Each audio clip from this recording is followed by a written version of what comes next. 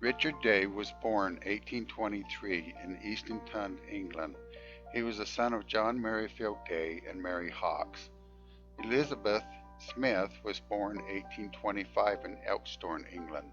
She was the daughter of John Smith and Yerna Kinch. She was christened Betty Smith.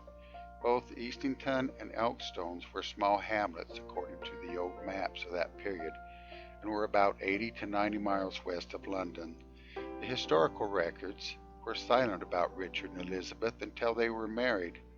Their marriage license tells us that they were married in February of 1846 in Elkstone Parish, Church of England. He was 23 and a bachelor sheep herder. She was 21 and a spinster. The two Johns, fathers of the bride and the groom, were listed as laborers. Richard and Elizabeth signed their license with X's, as did the witnesses, indicating that they probably never attended school and could not read or write. Also, by this time, Richard was living in Redcombe.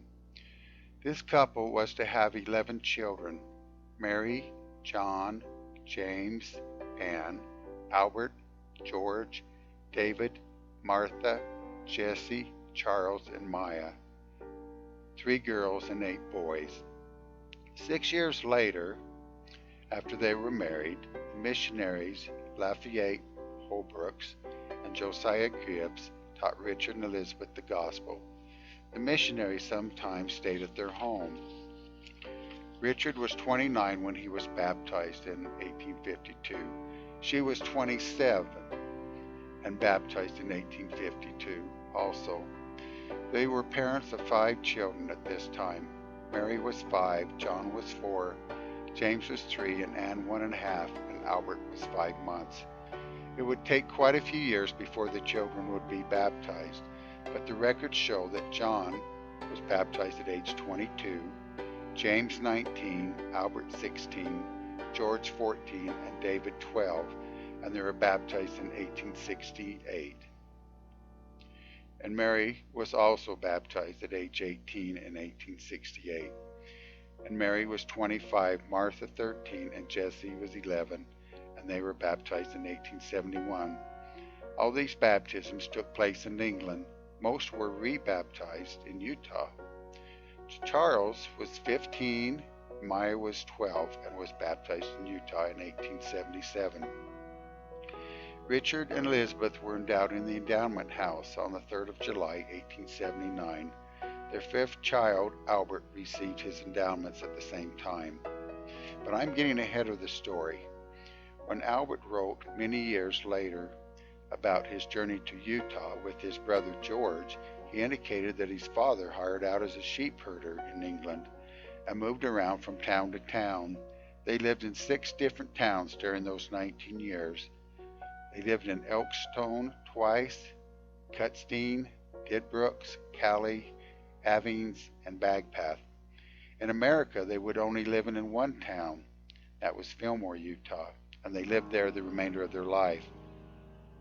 In 1869, Richard had a bad accident and broke both his legs and his ankles and was taken to the hospital. He would not be able to work for a year. Albert's story also tells us how difficult it was for his mother and her 4 sons to leave and go to America. John with his wife Mary Clark and the son Rufus, his brother James, for the United States aboard the ship the Minnesota in 1869. Albert and George sailed in 1873 on the ship the Wyoming. Albert writes an interesting account of their trip to America in his histories. They left the green hills of England for the dry desert land of Fillmore, Utah. They must have wished time and again to see the land of their birth, but they had come to be able to get ahead, as they could not own property in England. Only in America could they do this, and the church was the means to this end. Albert says, "I've never seen England again, and I'm glad that I have left it." Their son Meyer wrote the following story about the trip across the ocean to Fillmore. Dad and Mother was with 7 children, came to America on the 14th of October, 1874. Our ship was the Wyoming, and most of us were seasick. The first few days were very rough. I was the first to recover, perhaps because I was the youngest. We came by train from New York to Ogden, and when we arrived at the Union Pacific depot, Father had me by the hand, and he says, "I don't see Jim, who was supposed to meet us at the depot." But then he says, "There he is." I didn't recognize him with the beard. He drove to the tithing house, and the wagons which had come to meet the saints formed a circle. We made our beds in the center of the circle and stayed there all night. Jim was working for Thomas Collister and had borrowed Collister's team of wagons and also a wagon. We had also come to the immigration fund, and we had worked hard until we had paid it all back. When we first got to Fillmore, we went to one log room, 1 block just south of John Day's place, in the extreme south part of Main Street. When we were unloading the wagon, Father took the clock from Mother's lap and helped her over the wheel. He put his hand in his trousers and pulled out 25 cents and said, "Mother, here is a shilling. That is all we have left. But we are here." Mother had purchased a clock in Salt Lake City. I remember we all had lived in that one log room. Bedding was piled high in the corner, nearly to the ceiling. When I got into mischief, I would run and hide clear on top of the bedding. We lived in that one room for a year, then we moved below the bridge into 2 adobe rooms on the west side of Main Street. We lived there for about a year, then we purchased a lot just across the creek from Jonas Smith. The family made the adobes right on the lot.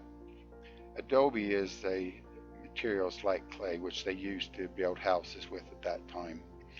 Father and his sons bought the lumber from Josiah Gibbs, and Josiah did the carpenter work.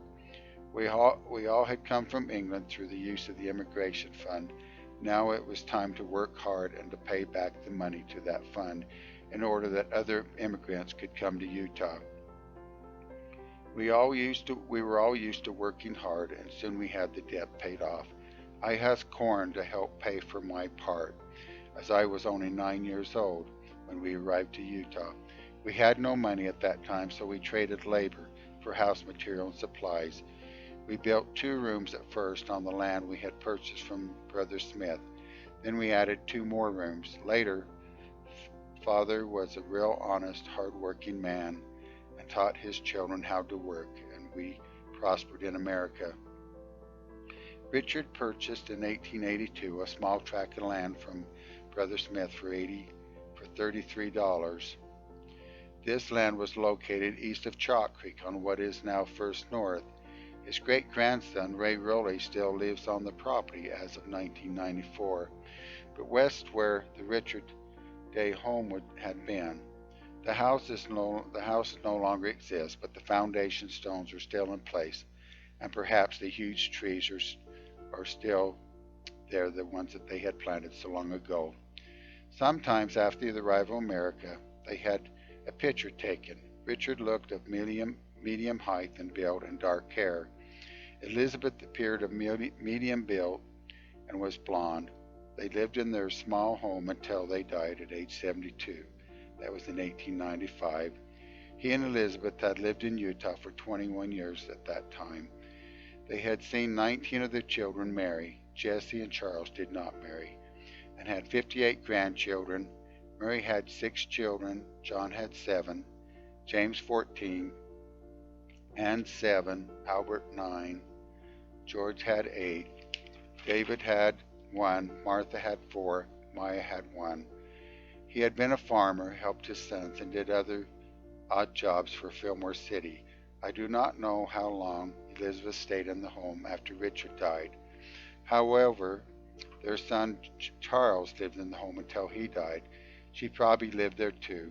Later she stayed and some of her children until her death in 1905 at the age of 82. She was buried beside her partner of 49 years in the Fillmore Cemetery.